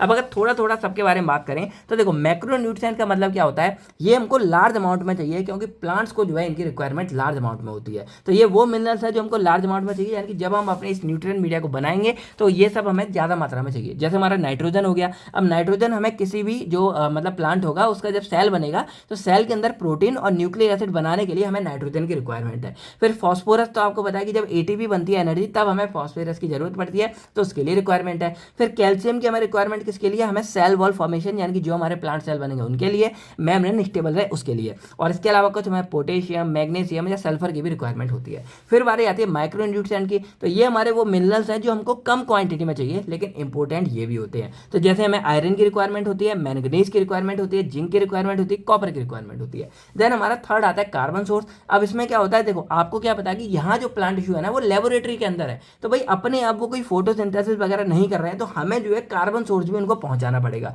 तो इसीलिए हम यहाँ पे सुक्रोज जो है 2 से 3% ऐड कर देते हैं, जो एज ए एनर्जी सोर्स की तरह काम करता है। देन हमारा विटामिन आता है, तो हम यहाँ पे थायमिन B1 हो गया, निकोटिनिक एसिड B3 हो गया, पायरोक्सिन है, ये विटामिन को भी हम ऐड कर सकते हैं, ये हमारी सेल की मेटाबॉलिज्म में हेल्प करेंगे। देन फिफ्थ आता है प्लांट ग्रोथ रेगुलेटर। तो यहाँ पे हम कुछ प्लांट के लिए हार्मोन ऐड कर सकते हैं जो हमारे प्लांट के डेवलपमेंट और ग्रोथ में हेल्प करेंगे। जैसे हमारा ऑक्सीजन हो गया, तो ऑक्सीजन में ये हमारे IA हो गया, ये हमारे जो प्लांट है उसके रूट फॉर्मेशन में और कैलस इंडेक्स में, यानी कि जो हमारा कैलस बनता है ना उसको बनाने में हेल्प करते हैं। साइटोकाइनिन, इसको हम BAP या काइनेटिन मतलब ऐसे हो गया, तो ये हमारे शूट फॉर्मेशन हो गया, यानी कि जो हमारी ये बनना शुरू होगी तना इस तरह से स्टार्टिंग वाला, ये बनाने में हेल्प करेगा। फिर हमारे गिबरेलिन और एब्सिसिक एसिड आते हैं, ये हमारे इलोंगेशन एंड डोरमेंसी में हेल्प करते हैं, यानी कि इसको बड़ा करने में हेल्प करते हैं। देन हमारे इसमें 6 आता था सॉलिडिफाइंग एजेंट। तो आपको पता है कि भाई ये पूरा ही पूरा लिक्विड हो जाता है, तो अगर हमें प्लांट चाहिए तो हल्का बहुत सॉलिड हो, क्योंकि भाई मिट्टी में भी तो तभी टिकते हैं ना, अगर ये पूरा पानी हो तो क्या प्लांट टिकेगा, तो हमें थोड़ा सॉलिड चाहिए। तो उसके लिए हम यहाँ पे अगार का यूज कर सकते हैं या फिर हम यहाँ यूज कर सकते हैं फाइटाजेल का। तो ये ऐसा थोड़ा बहुत हमारे पूरे मीडिया को हल्का बहुत सॉलिडिफाई कर देते हैं। देन आखिरी हम यूज करते हैं पानी का। अब ये पानी है वो हमें हर एक केमिकल को और हाइड्रेशन प्रोवाइड करने के लिए इस्तेमाल करना है। तो ये थे हमारे कुछ ऐसे न्यूट्रिएंट मीडिया जिनकी रिक्वायरमेंट हमें क्यों होती है कि अगर हमें अपने प्लांट को ग्रोथ कराना है तो हमें उनको न्यूट्रिएंट रिच मीडिया देना है, और इस मीडिया को बनाने के लिए हमें जो है इनकी यहाँ पर रिक्वायरमेंट होती है। अब न्यूट्रिशनल रिक्वायरमेंट तो हमने देख ली कि भाई कैसे हमारा ये बनेगा मीडिया, लेकिन अगर हम इसको यहाँ डेवलप कराते हैं तो हमें कौन सी कंडीशन चाहिए उसके लिए। तो देखो टेम्परेचर हमारा लगभग 25 डिग्री सेल्सियस और उससे 2 डिग्री ऊपर नीचे रहता है, जैसे हमने यहाँ देखा 25 से 28 के बीच रहता है, ठीक है। इसके बाद यहाँ लाइट हमारी तो 16 घंटे तक लगभग हमें डे लाइट देनी है और 8 घंटे तक डार्क, ये हमने यहाँ पे देखा ही था, हमने पढ़ा था, ये कंडीशन देखनी है। फिर ह्यूमिडिटी लगभग 50 से 60% देना है, और ये इसलिए ऐसा रखना है कि प्रिवेंट ड्राइंग फॉर टिश्यू, क्योंकि हमारे जो टिश्यू ड्राई भी ना हो जाए, भाई प्लांट को तो रिक्वायरमेंट होती है, और ज़्यादा भी नहीं करना है क्यों, हमारा कोई बैक्टीरिया वगैरह ना लग जाए। फिर जो pH है वो हमारी एक रेंज में 5.6 से 5.8 के बीच रहेगी, और ये हम जो सारा काम करेंगे ये हम अपने लेमिनार एयर फ्लो के अंदर करते हैं। तो ये हमारी कुछ जनरल बातें हो गई जिनसे हमें यहाँ है कि हमें कैसे क्या बनाना है। तो आई होप अब आपको जो है प्लांट टिश्यू कल्चर का लगभग जो है सारी की सारी बातें पता चल गई होंगी। और अब हम यहाँ पे बात करते हैं अपने आखिरी टॉपिक इन 2 क्वेश्चनों का, वो हमारा आता है application of plant tissue culture, कि जो हमारा प्लांट टिश्यू कल्चर है उसके क्या एप्लीकेशन है और क्या हम इसका यूज कर सकते हैं। वैसे तो अब तक आपको समझ आ ही गया होगा, फिर भी चलिए यहाँ थोड़ा बहुत देख लेते हैं। तो देखो, अगर हम सिंपली यहाँ बात करें एप्लीकेशन के बारे में, तो वाइडली यूज इन फार्माकोग्नोसी। देखो यहाँ जो एप्लीकेशन है ना, वो हमें ऐसे लिखनी है कि फार्माकोग्नोसी के अंदर हम इसका क्या क्या इस्तेमाल करते हैं। तो सबसे पहले आता है प्रोडक्शन ऑफ सेकेंडरी मेटाबोलाइट्स। अब देखो यहाँ पे हम क्या कर सकते हैं, हम अपने मेडिसिनल प्लांट को प्रोड्यूस कर रहे हैं। अब ये जो मेडिसिनल प्लांट है ना, इनके द्वारा हम अपने एल्कलॉइड्स हो गए, फ्लेवोनॉइड्स हो गए, ग्लाइकोसाइड्स हो गए, इनको प्रोड्यूस कर रहे हैं, और ये हमारे होते हैं सेकेंडरी मेटाबोलाइट्स। यानी कि अल्टीमेटली देखा जाए तो हम यहाँ पे प्लांट टिश्यू कल्चर के अंदर क्या कर रहे हैं कि लेबोरेटरी के अंदर हम अपने प्लांट को ग्रो करा रहे हैं, और जब लेबोरेटरी में प्लांट ग्रो करा रहे हैं तो ये प्लांट हमारे क्या करेंगे, कोई एल्कलॉइड्स होगा, कोई फ्लेवोनॉइड्स होगा, कोई ग्लाइकोसाइड्स होगा, और जब ये बन जाएंगे तो ये हमारे सेकेंडरी मेटाबोलाइट्स हैं। यानी कि हमें क्या कर रहे हैं, हम यहाँ पे सेकेंडरी मेटाबोलाइट्स बना रहे हैं। अब एग्जांपल जैसे हमारा शिकोनिन है, तो इसको हम यहाँ पे लिथोस्पर्मम नाम के प्लांट से यहाँ पे बना सकते हैं, ठीक है। तो इनको हम लैब के अंदर कैलस और सेल कल्चर को बना के इस्तेमाल कर सकते हैं। सेकंड हमारी एप्लीकेशन आती है क्लोन एंड प्रोपोगेशन। अब देखो इसमें क्या होता है कि अगर हम चाहते हैं कि जैसा हमारा ये प्लांट है और हम सेम इसी प्रजाति का सेम ऐसा ही प्लांट चाहते हैं, तो हम क्या करेंगे, इसका पार्ट लेंगे और उसको ये पूरा गिरा करा के हम इसके जैसा प्लांट बना सकते हैं। यानी कि यहाँ पे क्या हो रहा है कि help in producing a large number of genetically identical plant. यानी कि हम एक जैसे प्लांट को यहाँ पे जो है डेवलप करा सकते हैं। जैसे एलोवेरा हो गया, तो एलोवेरा से क्या करते हैं, आपने देखा होगा एलोवेरा का कोई छोटा पार्ट कट करके भी आप उसमें लगाते हो ना, तब भी हमारा ग्रो कर जाता है। तो वही है, फिर हमारा रोफेलिया सर्पेंटिना हो गया। तो ये हमारे कुछ एग्जाम्पल हैं जो हम क्या कर सकते हैं, आइडेंटिकल यहाँ पे बना सकते हैं। देन थर्ड हमारे यहाँ पे आता है production of disease free plant. यानी कि यहाँ पे क्या है कि हम इसको अपने भाई असेप्टिक कंडीशन में लैब के अंदर बना रहे हैं, तो भाई ये चांस ही नहीं है कि इसमें किसी तरह की कोई बीमारी हो। तो यहाँ पे क्या है, useful for mass production of healthy medicinal plant. हम यहाँ पे हेल्थी मेडिसिनल प्लांट बना सकते हैं जिनमें ना कोई वायरस होगा ना कोई बैक्टीरिया होगा, तो हम यहाँ पे ग्रो करा सकते हैं। देन फोर्थ आता है conservation of rare and endangered plant. यानी कि ऐसे जो प्लांट है जो हमारे धीरे धीरे खत्म होते जा रहे हैं, विलुप्त हो जा रहे हैं, जो बहुत कम पाए जाते हैं, उनको हम यहाँ पे लैब के अंदर बचा के भी रख सकते हैं और नई तरीके से ग्रो भी करा सकते हैं। हमारा फिफ्थ आता है हेयरी रूट कल्चर। देखो इसमें एग्जांपल ये बताया जा रहा है कि हम अपने बहुत सारे मेडिसिनल कंपाउंड वाले प्लांट को सिर्फ रूट की मदद से जो है डेवलप करा सकते हैं। तो जैसे मान लो ये हमारा प्लांट है और ये रूट है, तो हम क्या कर सकते हैं, ये रूट लेंगे और हर एक रूट को एक अलग अलग जगह हम अपने कल्चर मीडिया में डाल देंगे और ये हमारे जो है अलग अलग प्लांट के रूप में डेवलप हो जाएंगे। तो यहाँ पे क्या है कि हम हाई अमाउंट में अपने मेडिसिनल कंपाउंड को बना पा रहे हैं रूट की मदद से। अब जैसे एग्जाम्पल हमारा एट्रोपा बेलाडोना जो होता है, यहाँ डबल एन है, जो रूट है ना वो हमारा रूट्स फॉर एट्रोपिन। हम एट्रोपिन को जो है इनकी रूट से बनाते हैं, तो एट्रोपिन हम इनके रूट से ऐसे बना सकते हैं। देन हमारा सिक्स आता है जेनेटिक इंजीनियरिंग। अब इसमें क्या है कि टिश्यू कल्चर ये भी अलाउ करता है कि हम प्लांट के साथ में जीन में कुछ फेरबदल कर सकें और इसकी वजह से हमारा जो प्लांट है उसमें नई इंप्रूव प्रॉपर्टीज हमें मिल सके। तो plant can be modified to produce more medicine और रजिक डिजीज। हमें नई डिसीज मतलब नई मेडिसिन वगैरह बना सकते हैं हम उसको जेनेटिकली चेंज करके। तो अगर ओवरऑल देखा जाए तो ये हमारे एक पावरफुल टूल हो जाता है फार्माकोग्नोसी में, और इसकी वजह से हम क्या कर सकते हैं, प्रोड्यूसिंग मोर मेडिसिन बना रहे हैं, डिजीज फ्री प्लांट बना रहे हैं, बहुत ज़्यादा रेयर स्पीसीज को बचा रहे हैं और बहुत ज़्यादा प्लांट की क्वालिटी को बढ़ा रहे हैं। तो ये था हमारा पूरा एप्लीकेशन। बाकी हमने बहुत सारी एप्लीकेशन ऑलरेडी पढ़ ली है और ये हमेशा हमारे कंबाइंड फॉर्म में आता है। तो आई थिंक इतनी एप्लीकेशन आपके लिए मोर देन इनफ रहेंगी। तो आई होप अब आपको जो है प्लांट टिश्यू कल्चर का लगभग जो है ये 2 क्वेश्चनों का सारा मैटर यहाँ पे समझ आ गया होगा। अब जो है हमारा एक बिल्कुल ही आखिरी टॉपिक बचता है, explain the method of preparation and application of edible vaccine. तो देखो एडिबल वैक्सीन के ऊपर भी क्वेश्चन हमारा काफी बार देखने को मिलता है और यहाँ पे ये डिटेल में समझेंगे कि इसको हम कैसे बनाते हैं और इसकी क्या क्या एप्लीकेशन। अगर हम बात करें एडिबल वैक्सीन के बारे में, तो इससे पहले थोड़ा हमको ये पता होना चाहिए कि भाई वैक्सीन एक्चुअल में हमारी क्या होती हैं।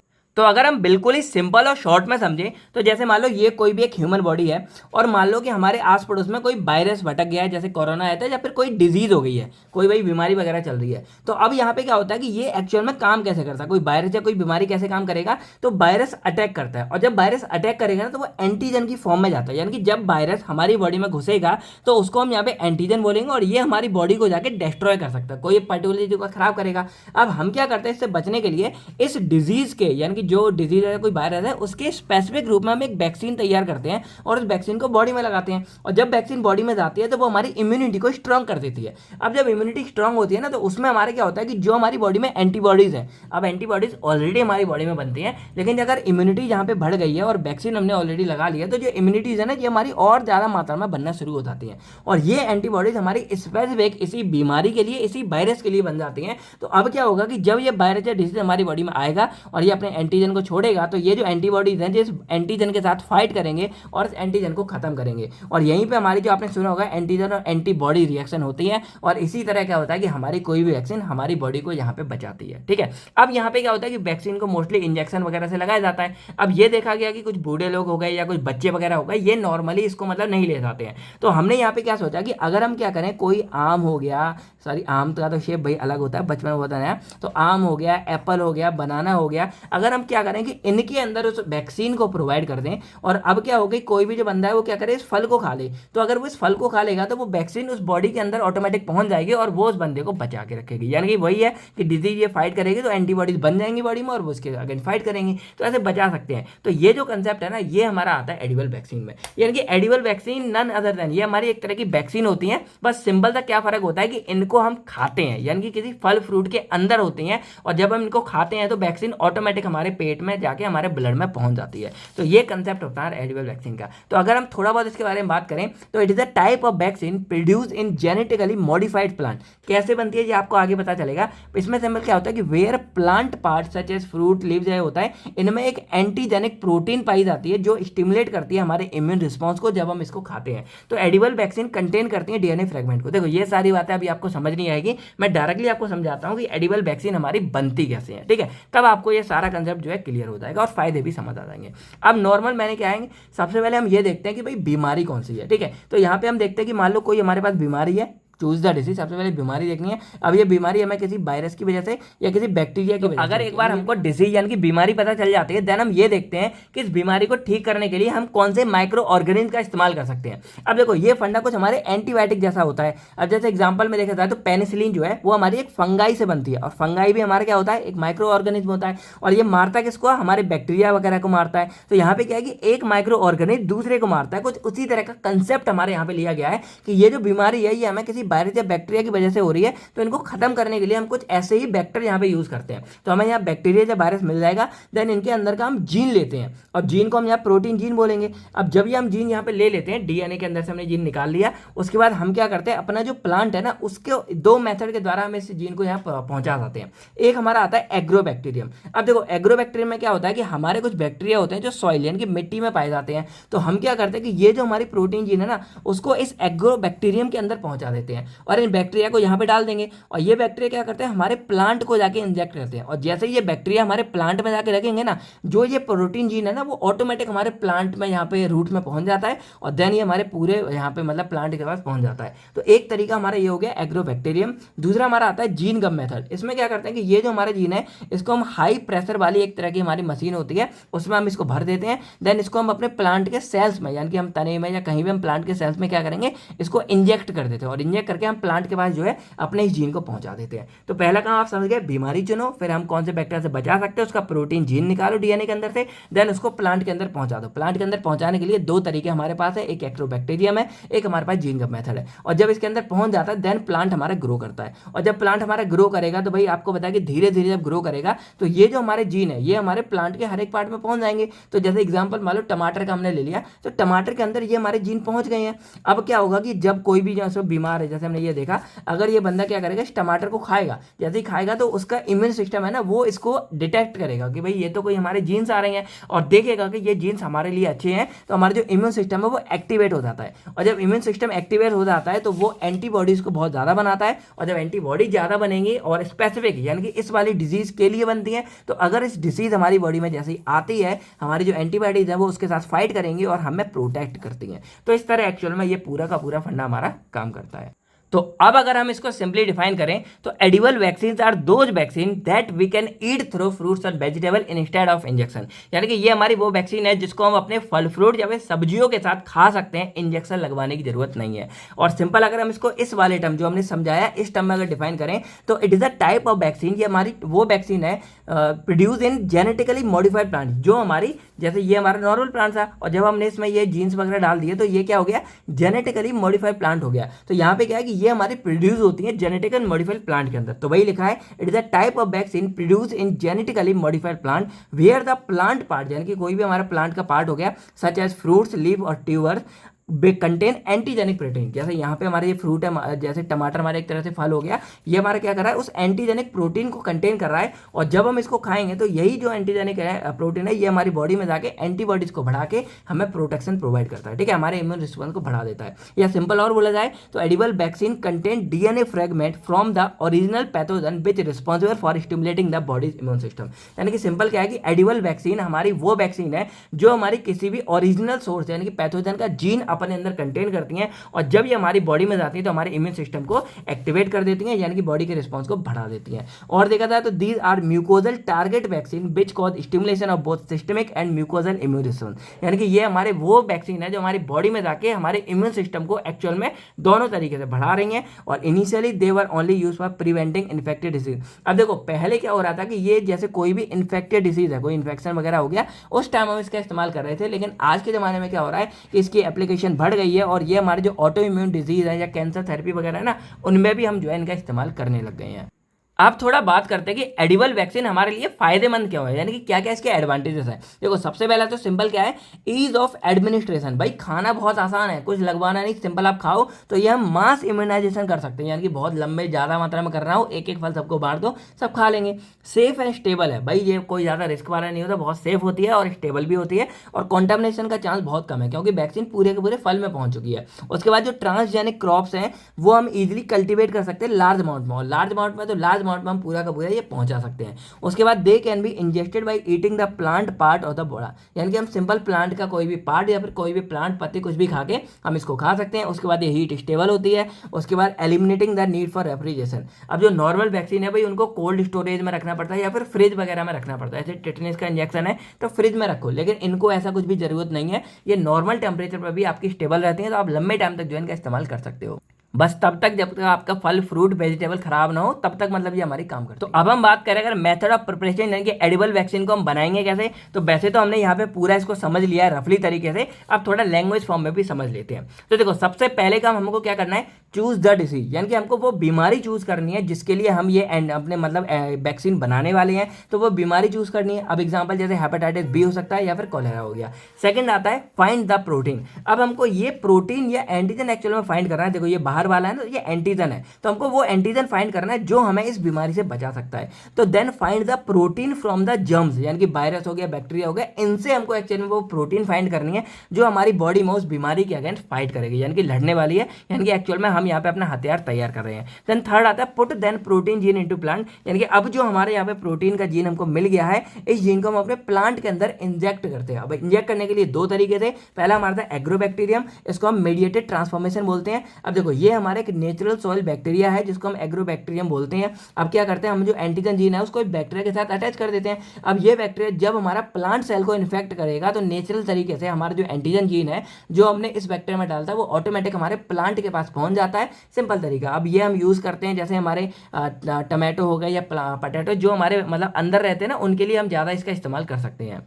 देन इसमें नेक्स्ट हमारा था जीन गम मेथड, यानी कि हम क्या कर सकते हैं यहाँ पे टिनी गोल्ड और टंगस्टन पार्टिकल के हम यहाँ पे पूरा जो जीन है उसके ऊपर कोटिंग कर देते हैं। देन इनको हम शॉर्ट करते हैं अपने प्लांट सेल के अंदर हाई प्रेशर के द्वारा, और इससे हमारे जो डीएनए है वो एंटर हो जाता है प्लांट के न्यूक्लियस में और हमारे प्लांट डीएनए के साथ क्या जाके जुड़ जाता है। जैसे जैसे जैसे हमारा प्लांट आगे बढ़ेगा ये भी हमारा आगे बढ़ जाता है। अब जैसे हमारे जो मैज हो गए या राइस वगैरह हो गए, चावल वगैरह, उनमें हम इसका इस्तेमाल कर सकते हैं। देन फोर्थ हमारा आता है ग्रो द प्लांट। अब जो हमारा प्लांट है वो नॉर्मल तरीके से ग्रो करेगा और उस प्लांट के साथ में जो हमारी स्पेशल प्रोटीन है, प्रोटीन जीन है, वो भी हमारी उसके साथ ग्रो करना शुरू कर देगी और इस तरह हमारा जो फाइनली बनेगा वो बनेगा जेनेटिकली मॉडिफाइड प्लांट हमारे यहाँ पे बनके तैयार हो जाता है। देन एंड हमारा लास्ट में आता है चेक द प्लांट। अब हमें प्लांट को चेक करना है कि भाई सेफ है कि नहीं है और उसमें जो प्रोटीन एंटीजन है वो इनफ मात्रा में बना है कि नहीं बना है और वो वैक्सीन की तरह काम कर रहा है कि नहीं कर रहा है। तो जब ये हमारा सब पता चल जाता है देन उसके बाद हम इसको लोगों को दे देते हैं। तो eat the plant get vaccinated. तो when people eat the plant, जब लोग उसको खाएंगे, जैसे बनाना हो गया या पोटैटो हो गया, तो हमारी प्रोटीन, हमारी बॉडी प्रोटीन को देखेगी, हमारा इम्यून सिस्टम एक्टिवेट हो जाएगा और देन हमारा इम्यून सिस्टम एंटीबॉडीज को बनाएगा और यही एंटीबॉडीज हमारी बाहर वाली डिसीज है उनके खिलाफ यहाँ पे लड़ेंगे। तो एक्चुअल में हमारे इम्यून सिस्टम जो है स्टिमुलेट हो जाता है। तो अब अगर हम इसके एप्लीकेशन के बारे में बात करें तो ये जैसे हमारी डिजीज हो गई, हेपेटाइटिस बी हो गया, कोलेरा हो गया या मीजल्स हो गई, इन बीमारी के हमें ये हमारी हेल्प करता है। इसके बाद ये गांव वगैरह में बहुत ज़्यादा यूजफुल है, जो लार्ज एरिया है और जो लोग मतलब इंजेक्शन वगैरह इतने अवेयर नहीं है उनको ये नॉर्मल लगा सकते हैं पुअर एरियाज में, स्कूल वगैरह में। इसके बाद इनको मुंह के द्वारा लिया जाता है तो हमारे इम्यून सिस्टम, जो हमारी गट हेल्थ है वो भी हमारी काफ़ी इंप्रूव हो जाती है। उसके बाद हमारी जानवरों के लिए भी हम जो है इसका इस्तेमाल कर सकते हैं। अब ये हमारी टाइप 1 डायबिटीज़ में, अर्थराइटिस वगैरह में भी हेल्प करती है। इसके अलावा जो एलर्जीज वगैरह होती है ना वो भी मतलब इससे हमें सेफ रहता है और बहुत ही क्विक चीप वैक्सीन के लिए या इमरजेंसी केस में हमारे लिए काफ़ी हेल्पफुल हो सकती है क्योंकि ये हमारी बहुत जल्दी फास्ट बन जाती है। तो अगर कहीं आउटब्रेक है, बहुत ज़्यादा फैल रही है, तो हम इनका इस्तेमाल कर सकते हैं। अब ये हमारी फूड, माउथ और रेबीज वगैरह जैसी प्रॉब्लम से भी बचाता है। अब build strong local and fully body immunity. अब ये हमें अंदर से, जैसे फल फ्रूट है तो स्ट्रॉन्ग भी बना रहा है और पूरी पूरी बॉडी इम्यून कर दे रहा है। ठीक है, अब इसमें कोई इंजेक्शन की जरूरत नहीं है और इनको स्टोर करने के लिए कोई कोल्ड स्टोरेज की जरूरत नहीं है। Given by eating plant like banana, tomato और पोटैटो देके हम इसका इस्तेमाल करा सकते हैं। अब कुछ एग्जाम्पल अगर देखा जाए तो जैसे हमारा बनाना हो गया, ये हेपेटाइटिस बी के लिए इस्तेमाल करते हैं। फिर पोटैटो हो गया हमारा आलू, ये डायरिया के केस में यूज़ कर सकते हैं। फिर हमारा टमाटर हो गया, ये कोलेरा के केस में यूज़ कर सकते हैं। फिर हमारे चावल हो गए, ये रोटा वायरस के यूज में कर सकते हैं। और तमाकू हो गया, ये हमारे HIV वायरस के केस में कर सकते हैं। तो ये थे हमारे पूरे के पूरे एडिबल वैक्सीन के बारे में। आई होप आपको अच्छे से समझ आ गया होगा कि एडिबल वैक्सीन क्या होते हैं, क्या इस्तेमाल करते हैं, कैसे बनाते हैं और क्या क्या इसकी एप्लीकेशन होती है। तो अब जो हमने अपने यूनिट 3 के एक एक पार्ट को डिटेल में अच्छे से कवर कर लिया है। तो आई होप अब आपको सारा कुछ समझ आ गया होगा। तो अब आपको कमेंट सेक्शन में प्लांट टिश्यू कल्चर की डेफिनेशन लिख के बतानी है भाई कैसा क्या है, और वीडियो को लाइक कर देना, शेयर कर देना दोस्तों के साथ, और जो भी आपकी प्रॉब्लम है सब कुछ भाई शेयर करके बताओ। बाकी इसके जो नोट्स है वो आपको केयरवेल फार्मा ऐप के अंदर देखने को मिल जाएंगे और ये यूनिट 3 तक है, 4th 5th यूनिट आपको ऐप के अंदर ही देखने को मिलेगी। बाकी बस दोस्तों मिलते हैं हम आपसे बहुत नेक्स्ट वीडियो में। तब थैंक यू, टेक केयर। आप सभी लोग अपना अपनी फैमिली का ध्यान रखेगा। बाय बाय दोस्तों, जय हिंद दोस्तों।